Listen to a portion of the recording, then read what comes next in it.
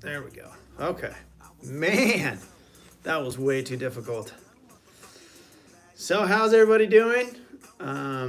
Welcome to another live edition. Excuse me. I'm getting a frog in my throat here. Another live edition making you a bartending pro. My name is Jason. Shake, my man here, is moderating, and he will also help answer questions. It's because my internet is lagging balls. Man, not working when it's supposed to be a little better. Take this little jacket off because it's cold outside but hot in here now. Okay, stream health is good. How are y'all? Good to see ya.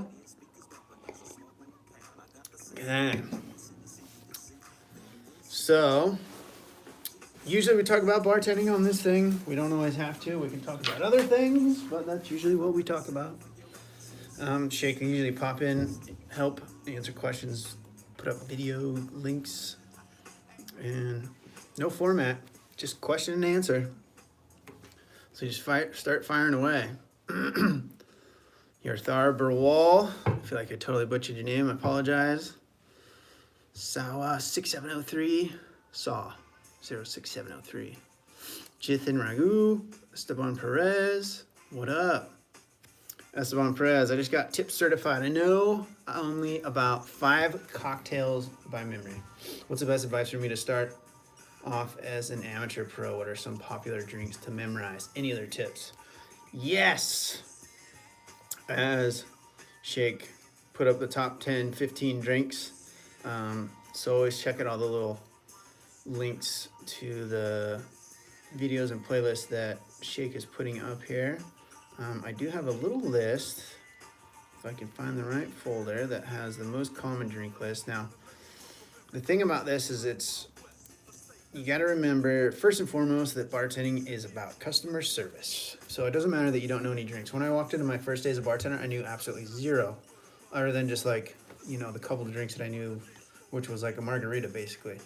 And it's more about customer service and being able to interact with people, because when they come in, they're not trying to like test our knowledge and see how many drinks we know. They're just going in there to have drinks with their friend after work, or they're going to get food at happy hour or dinner or something, or watch the game or whatever it is. So it's not about, they're not going to try to play stump the bartender. So you just learn how to be chill and kick it and talk to people and make them feel comfortable and welcome, and then, start to build relationships with them, and you want them to come back. So my point is, going down rabbit hole there, is that you don't have to get caught up on the drink, how many drinks that you know. But, of course, you should know a few basic ones, and it depends on where you work, but here's a list of super common ones that you would expect most experienced bartenders to know how to make most of these. It doesn't even mean you're going to make all of these every night, or you might make a totally different set of drinks.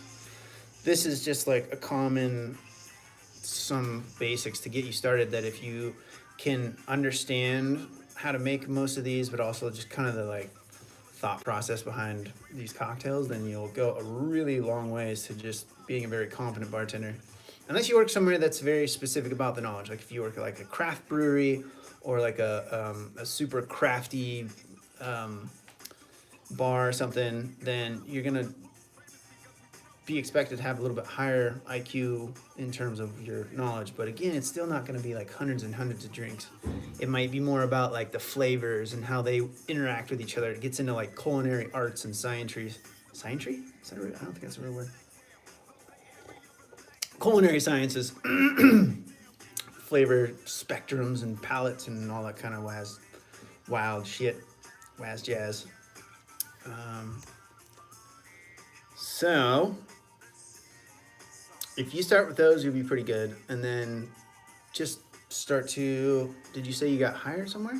Oh no, you just got tip certification, and then don't worry too much about. It's going to come down to where you work, the type of drinks that you're going to make on a regular basis. So that's the other thing, that it's kind of pointless to just spend all this time trying to memorize a ton of drinks that you don't really need. So there you go, Esteban. There's a long, drawn-out answer for you. Not bad, bro. Just got a promotion to bar back recently. Red on saw 06703. Bar backing. My man. I bet Shake's on it. Shift not Shake. You grab that link to that video about how to be a kick-ass bar back. And it's basically about how to now take the next step from being a bar back to a bartender, because you're half a step away. Josh Langley, what up? My man. Yeah. Because once you get in there, you know, obviously, if you're hanging out with us hooligans, then you're probably interested in taking the next step. So that little video will help you for sure do that. And it just comes down to, and it's great where you're at, because you can learn the bar, you can learn the flow, you can maybe learn, like, maybe I don't want to do this, maybe I don't want to be a bartender. Who knows? But you will get a real taste of what it's like. And that's probably the easiest way to slide into being a bartender, especially for some of you, maybe if you're watching that, or you're just super nervous about the idea of being thrown in. The cool thing about being a bar back is that you're in the excitement and energy of the bar, but you don't actually have to talk to any customers. You know, maybe it depends on where you work, right? Sometimes you might actually talk to customers. You might actually go so far as like take orders or even make drinks. So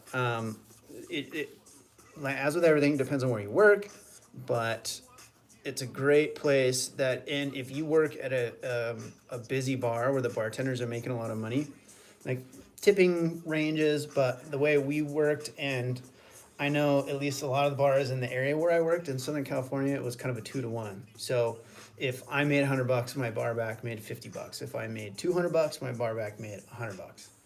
And that's, you know, on a tip out from the whole team. So if you work at a place where, you know, if you're working at like a hot restaurant, or not restaurant, hot fucking bar or a club, or a restaurant, yeah, shit, you get a fucking restaurant bars, then you will do pretty well.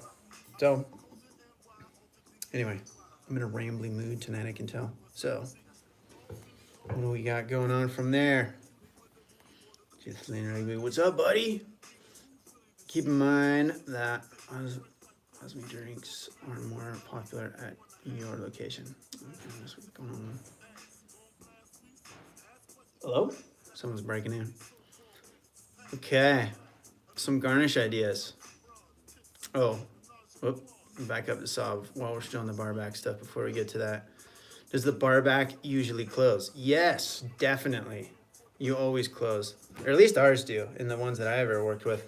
That's kind of where you're paying your dues, because the bartenders will, you know, usually you're helping all the way through, but sometimes the very last stuff, like taking out the trash or the bottles or something like that, and they're counting their money, and it's like, okay, you know, finish mopping and taking that shit out.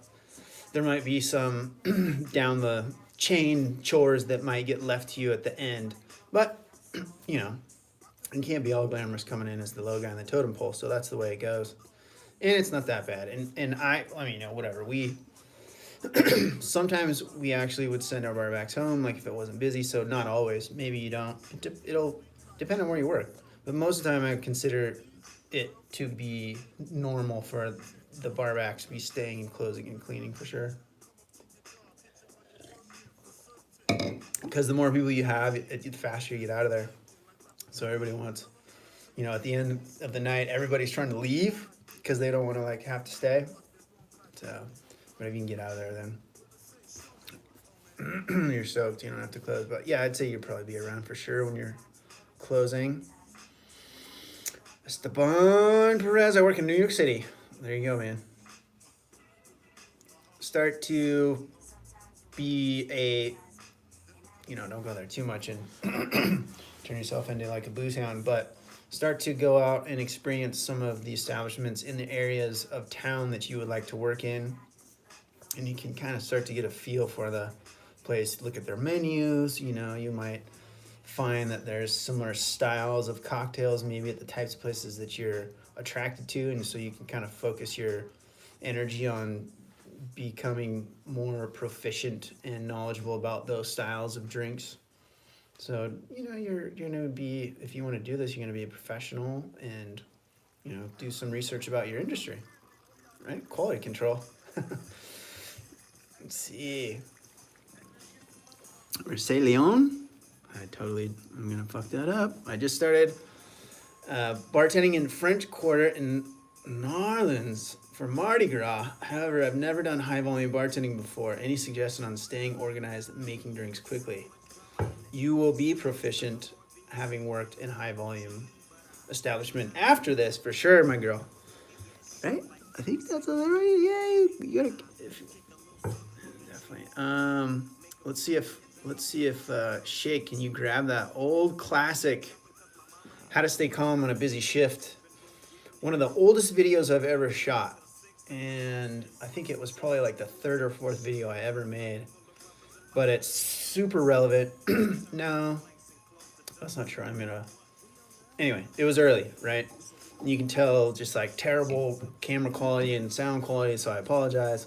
The good thing is that it makes me look really good. I look like I got, you know, like you can't see any of the. I was a much younger man too. That was fucking 10 years ago? I don't know how long ago that was. But check that out. It'll teach you how to stay calm on busy shifts. And you have a kind of a system, and it'll depend, you know, on how your bar is, whether people line up or they're kind of spread down the bar. And if you're working by yourself, obviously you probably would not be working by yourself if you had a bar in Nolans for Mardi Gras, then yeah, I would say, yeah. Anyway, it'll depend on where you're at, and you'll have kind of just assume you'll probably have like a section of the bar, and I'm just gonna kind of give you the quick, dirty version of that video. And what you want to do is when you have a section of a bar, right? We'll just assume that's the way it is, and you want to kind of start on one end and then go all the way back to this end, and I call it the typewriter, right? That's the technique. So you go all the way down and then you go all the way back. Because if you go, like say backyard sprinkler style, where you go like that and then like that and then like that, the people that are sitting out on the ends of the bar are sitting there for a really long time, and the people in the middle are getting served more. So when you do the typewriter, everybody gets the same amount of time. And the next thing is that you want to not make eye contact with people that are, you know, way back behind the front row. You know, when people are at the bar, you can, you know, kind of make eye contact, let them know, like, you know, I see you and I'm going to get to you as soon as I can, kind of a look, you know. But if you start looking at people way in the back row, you'll be like, ah, and they'll start yelling drinks at you, which will just make the whole thing kind of be a little bit chaotic and stress us out usually. And this is different than like regular bartending. Like if you're at just kind of a mellow bar, like you never would want to not acknowledge customers. Like if you're at more of a just kind of a mellow pace of a bar, you always want to give people a nod and a wave. But when it's really busy and there's like, you know, 5-8 people deep and it's just fucking terminal velocity as fast as you can go, then it's fun, but it's kind of crazy. And so that's why if you have just a little simple framework like this, it'll keep you from just kind of having a fucking mental breakdown, figuring out how to stay on top of it. And once you get the flow for it, it's actually really fun, and you feed off the energy. That's why it's you can see some of the bartenders, sometimes it's just funny. You can see that energy that they're feeling in the moment. Anyway, so keeping eye contact, and it's a little bit different in that type of scenario, was my point, is that it's okay that you're not looking at everybody, right? Like if you're really stressed out about it, you look at the person you're making drinks for, you keep your eyes down when you're making the drinks basically, which will not be hard to do because you're just gonna be going 100 miles an hour as fast as you can and you don't want to break shit anyway. And then you set it back to them, you talk to them, you get their money, change, whatever, on to the next person. And you look at them, get their order, make them again, you know. And once you start to get good, and there's a couple other, Shake, let me see if you can, I should grab a link to the one about how to remember multiple drinks. How to remember multiple drink orders is another video that you should watch. And that goes into how to, like, take more than one order from one person.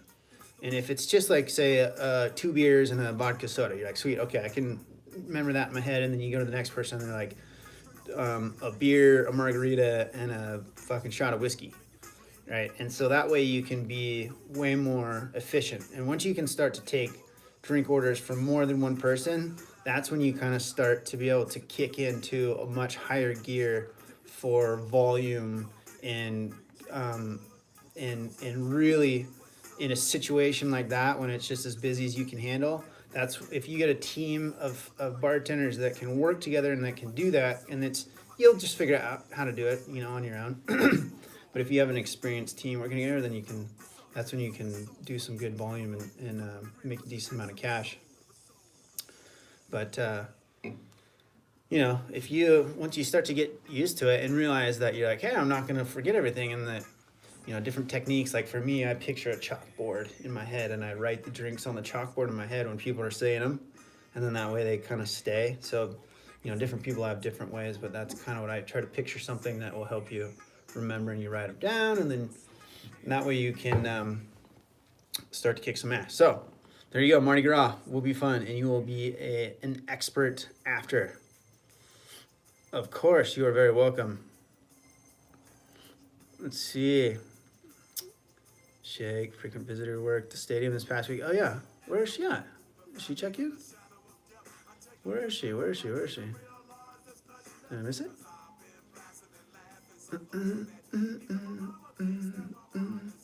Still on this 90s hip hop. We're just gonna keep it rolling. Even though all my videos get flagged after these things post, they're like, you have songs, so I have to go like chop the songs out of there, and it kind of sucks, but probably shouldn't do it. I should probably turn them off so I don't have to cut out chunks of the little live stream replays. So I absolutely want to bartend in college. Right now I'm 18. Oh, working a cocktail whiskey bar, so hopefully I have decent experience soon. Shit, you're 18, man. Fucking, I'd go. Unless you can work somewhere where you're 19, you got too many years. Like I would go do other shit. I'd try to be a server. Try to get yourself into a serving position, because you can become a server at 18, and if you get into a good restaurant as a server, you can make just as much money as a bartender, if not more, depending on where you're at, for sure. So that's my 2 cents to you. You can always come back to bartending once you're 21, and then you'll be experienced and you'll like understand a whole other side of the industry anyway. So, but if you're working somewhere where they make you a bar back, because I would recommend you go become a server for a few years, as opposed to just, I don't know, it depends on the volume that they're doing, how much the barbacks are making, I don't know. But just food for thought. You could probably do both. Just like start barbacking and then like, hey, tell the owners and managers, one day I want to be a bartender, and in the meantime, I still want to keep doing this, but it'd also be cool if you guys ever need help in server positions, let me know. Then, but sometimes you got to be careful though, where sometimes you'll actually get moved out of the bar, and then they won't put you back in because they didn't like you in there, which maybe is probably a good thing anyway. But we've definitely had people where we were like kind of wanting to move them into other areas of the establishment, and when they sort of made a they wanted to do it themselves, then we just kind of like, okay. And then once we go, well, we got somebody else now, so we're gonna keep you over here. So you got to kind of have the acuity to make sure that they're not trying to not let you back into the bar. Anyway, subtle nuances you won't have to worry about for a while, buddy. Okay. I don't see you're on an ATM. Yeah, I didn't see it either, Shake. Jithin Ragu? Am I saying that right? Searching for a bartending job. You're in the right place, buddy. Absolutely want to. Oh, they're right there. I'm backing them up, going too far backwards. Turn. What's up? You. Good to see you, buddy. Fucking Turn in the house.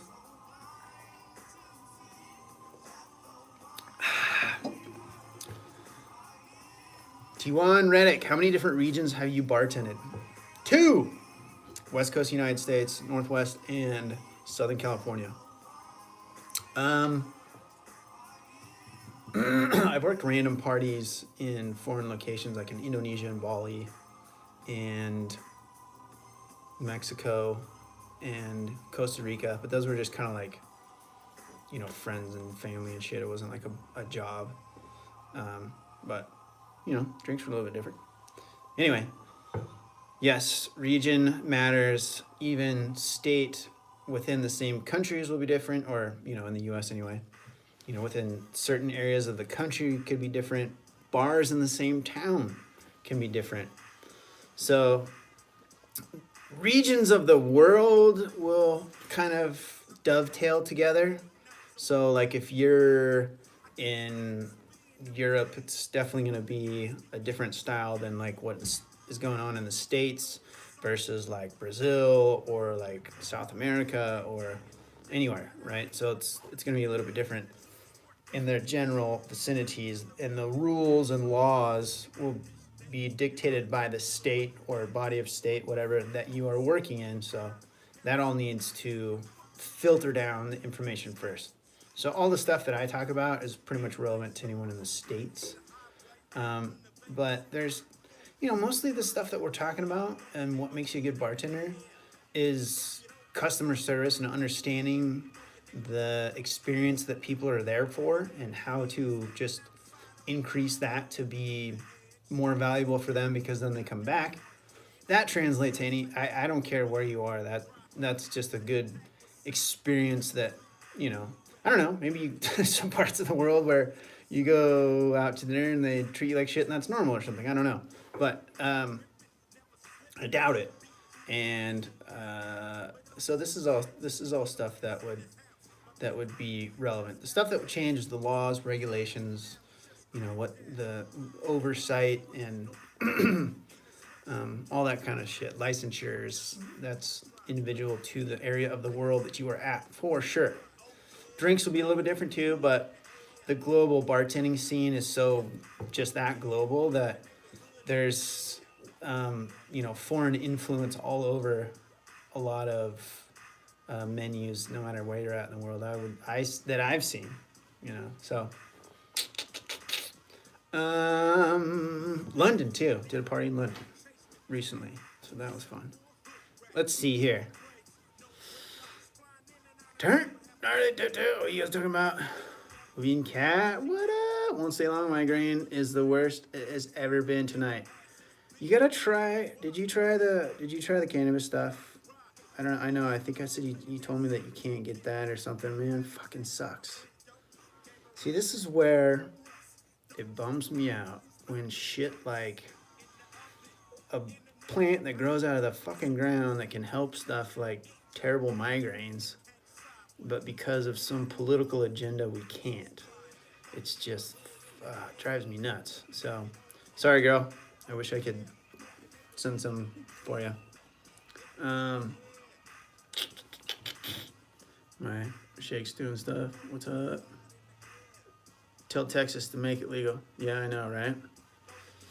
They'll get there. Actually, I think it'll happen probably quicker than you think. I mean, right now she needs it like right now, but the dominoes are starting to fall pretty quickly, and the whole thing's gonna go prohibition bye-bye soon. Just saying, calling it right now. Okay, I'm jumping all over the place. Let me get back to the questions that I was at here. We're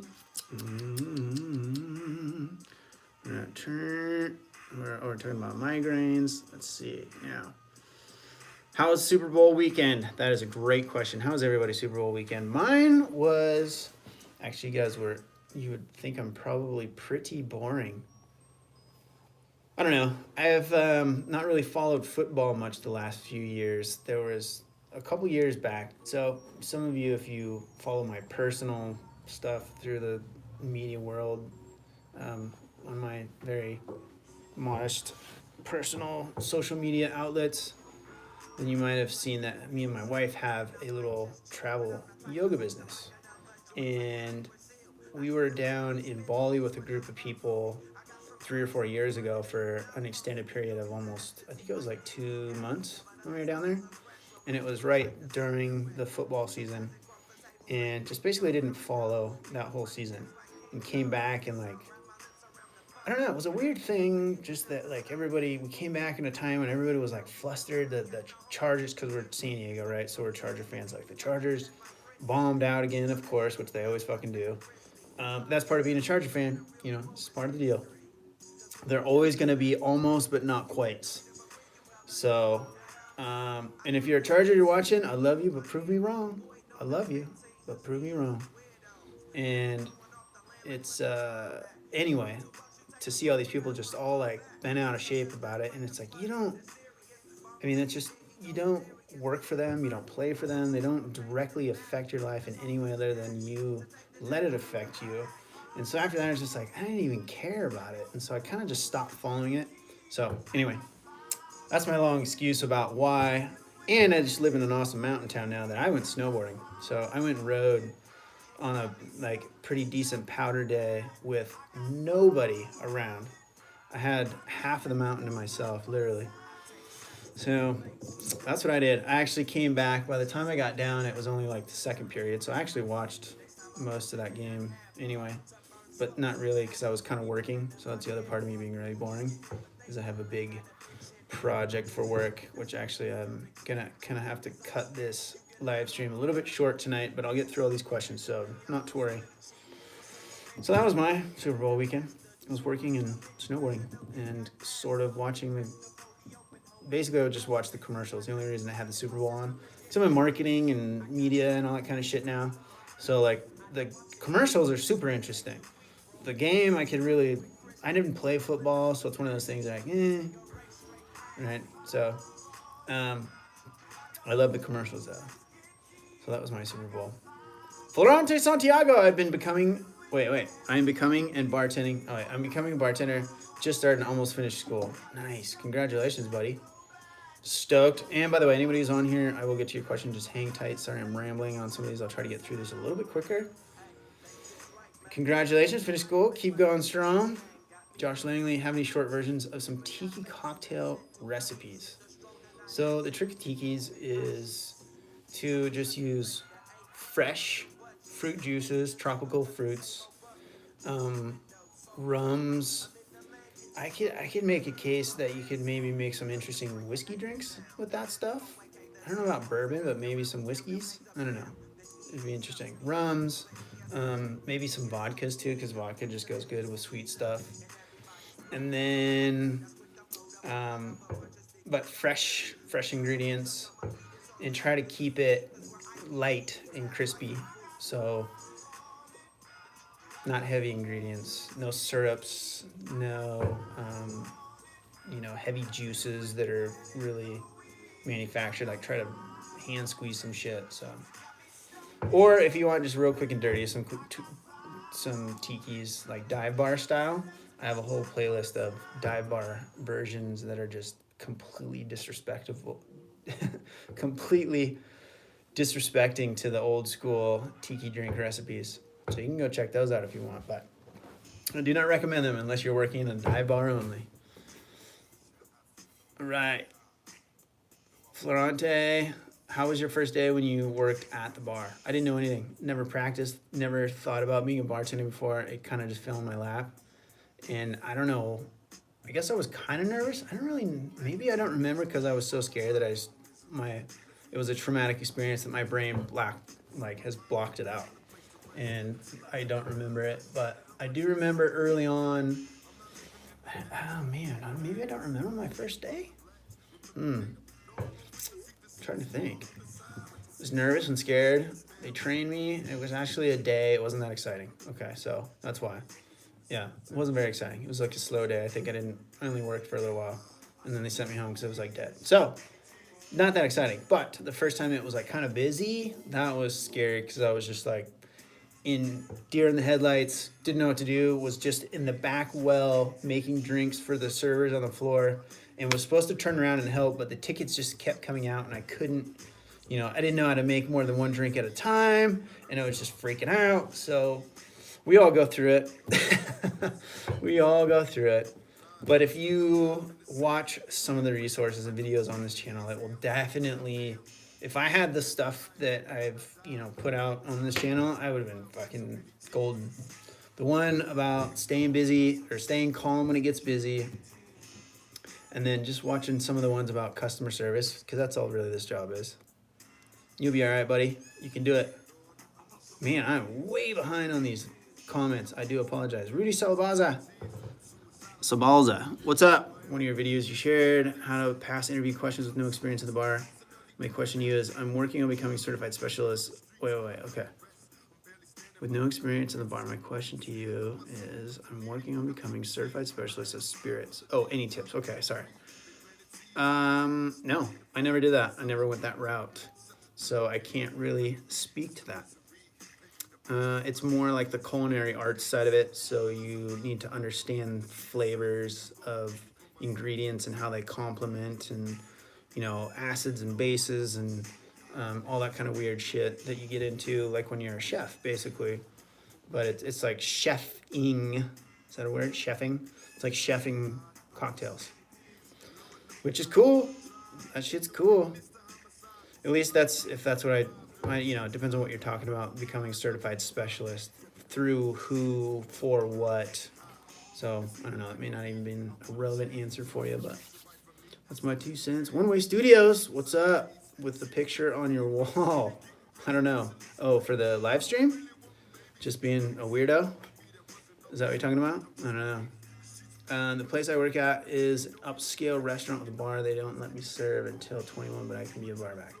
Yeah, come on. All right, I'm gonna head out. Good night. Oh, way behind on the comments. Lo siento. Hope you feel better, girl. You savvy. Aye. So my thing is just gathering as much experience as possible. Smart. That's a good play. Okay, getting caught up on these. We're gonna cut it short here, so I'm gonna give you guys last call for questions right now, because unfortunately I have muchas trabajos still tonight to do. No, that's not right. How good is my Spanish? That is impeccable. Mucho trabajo? No, I'll stop now. Sorry, I'm embarrassing myself. I do apologize for my ignorance in those comments. Okay.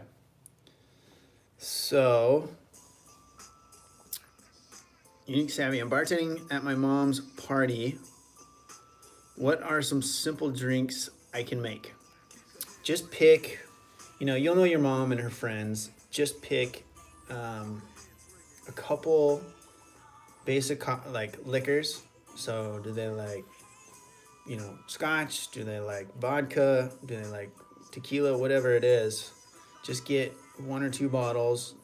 If you want to get crazy, get like 3 bottles. And then just get 2 basic mixers for each of those. Or come up with like 1 or 2 basic recipes for each style of alcohol, right?